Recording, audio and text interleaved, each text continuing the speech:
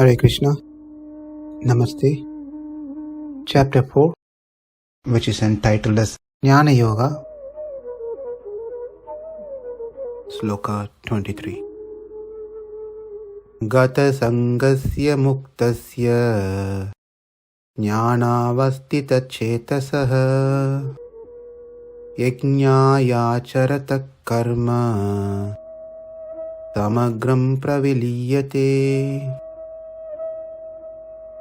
When a person subdues his mind in this manner and engages in the contemplation of the real nature of the self, all his sins obstructing the vision, the direct vision of Atma, will perish totally. Right now we are not able to see the Atma, we are not able to perceive the Atma because there is an abstraction. All the sins are abstracting us to see the Atma. So those sins has to be removed.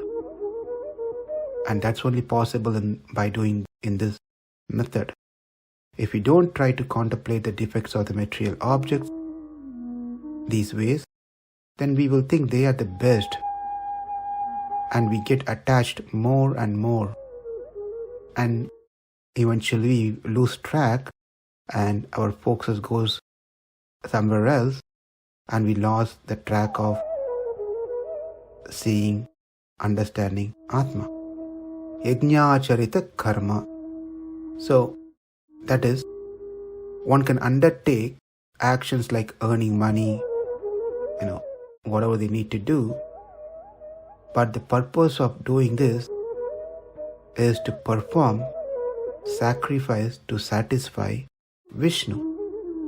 So, to summarize what we have seen so far in past few slokas and connecting everything together will give some understanding of what we covered so far.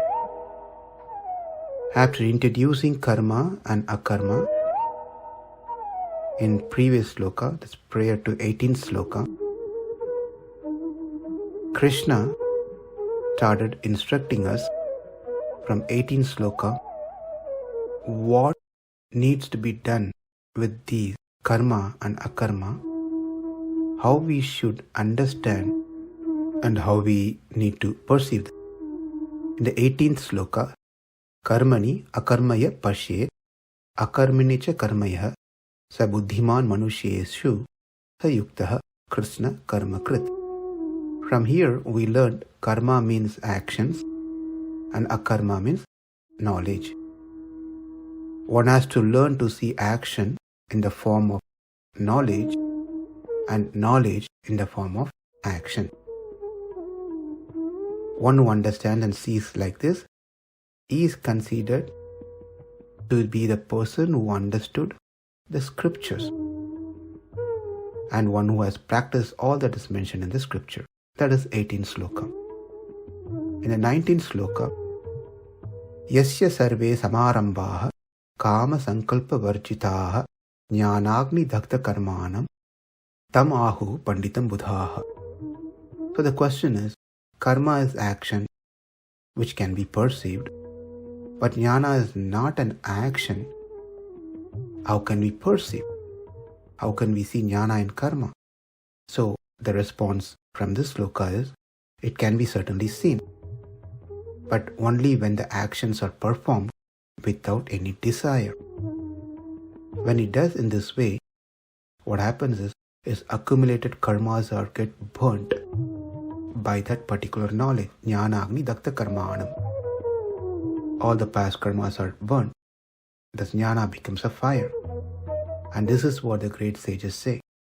In this way you can see on the 20th sloka, since it is hard to understand what Krishna mentioned or this whole concept, Krishna further elaborates in this 20, 21, 23rd sloka.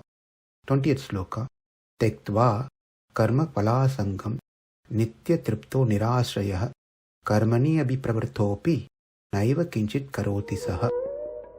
He who is without attachment to the fruits of action is contented with his eternal self, Atma. Completely satisfied, Tripti, completely satisfied. He is not dependent on the impermanent Prakriti, the body. Does not do anything, even though he may be fully engaged in action. And that's the message from this particular sloka. Though he does things, actions, he is considered not doing action because his focus is on Atma, not on the body. Body is still there, but everything is used for the purpose of Atma, the self-realization. So how is it that his actions are considered as no more action? 21st sloka. Nirāshiryata-cittātma tyakta sarva parigraha shāriram kevalam karma kurvannāpnoti kilbisham. He, without desire for the fruits of action, whose mind does not dwell on worldly matter. He has no sense of ownership regarding any of these things, any of the objects evolved. Therefore, he will not incur any sins, since he is not rewarded with any fruits of his action in the form of papa or punya. That action becomes a no action, as good as he didn't do an action. Well, the next question is, even if he does just some basic action, still one will get reactions to it. He may not want it. There will be a pain and pleasure, papa and punya, because as he start doing things, things might change and he may get into the results of papa and punya. So the response to that is on the 22nd. Yadircha lava santushto dvandvadito vimatsarah samah siddhavasiddhocha kritvapina nipatyate.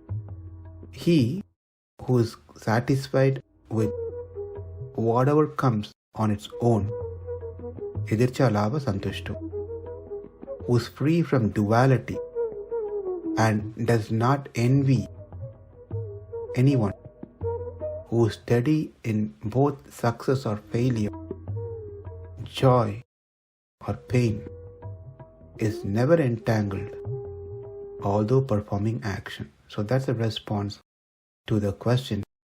Even though he might get these things, but the answer is, he just works on, he just be satisfied with what comes. Since he is satisfied with what comes by itself, that means he is not much attached to it. Therefore, the duality is not there. Pain, pleasure, heat and cold. Because these things are missing, obviously if there are anyone who's trying to create any issues or problems for this person, he doesn't develop any sort of enmity towards that person, because first of all, he's not even attached to any of those things. He's not expecting any success or failure. That is 22nd. On 23rd, so what's the benefit out of it? Gata-saṅgasya muktasya jñānāvasthita-cetasaḥ yajñāyācarataḥ samagraṁ pravilīyate. The benefit is the external circle called karma disappears. Now, all he sees only jnana, knowledge, because his mind is established in the self by the knowledge. He is unattached to any of those objects. He is completely liberated for the means of the enjoyment. And he does this action, whatever he does, earning money, etc., is only to accomplish yaga for the satisfaction of Vishnu. In this way, he is situated in trance. His sins are perished. With this, we complete the session of seeing the karma as jnana.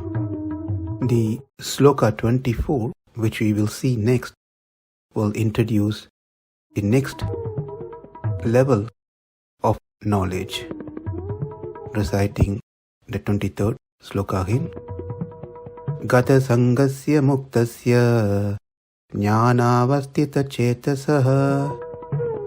yajñāyācarataḥ samagraṁ pravilīyate. Namaste. Hare Krishna.